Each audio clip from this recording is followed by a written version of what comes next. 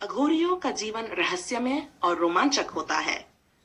वे समाज से बिल्कुल अलग जीवन जीते हैं और उनके साधना मार्ग को समझ पाना आम लोगों के लिए आसान नहीं होता। अघोरी साधु श्मशान घाट को अपनी तपस्या का स्थान बनाते हैं।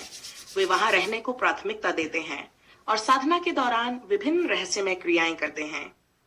अघोरी साधु तंत्र साधना के ऐसे मार्ग का अनुसरण करते हैं जो उन्हें मोक्ष और आध्यात्मिक शक्ति प्राप्त करने की दिशा में ले जाता है।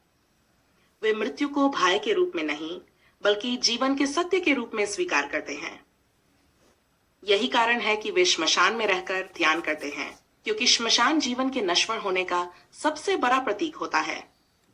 श्मशान में तपस्या करने का एक प्रमुख कारण यह भी है कि वहां वातावरण अत्यधिक नकारात्मक ऊर्जा से भरा होता है। अघोरी इन ऊर्जाओं को साधते हैं और उनसे शक्ति प्राप्त करते हैं।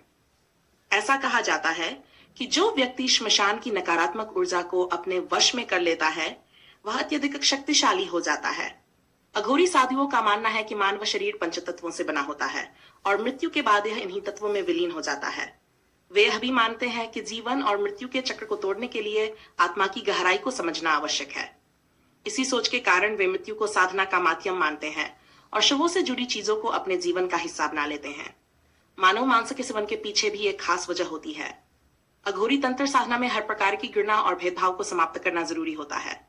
समाज में मृत्यु, शव और मानव अवशेषों से लोग घृणा करते हैं, लेकिन अघोरी इन्हें सहज रूप में स्वीकार करते हैं। वे शव के साथ ध्यान लगाते हैं, श्मशान की राख को अपने शरीर पर मलते हैं और कभी कभी मानव मांस का भी सेवन करते हैं। अघोरी साधु विशेष रूप से बोन मैरो, अस्थि मज्जा का सेवन करना पसंद करते हैं। यह हड्डियों के अंदर पाया जाने वाला पदार्थ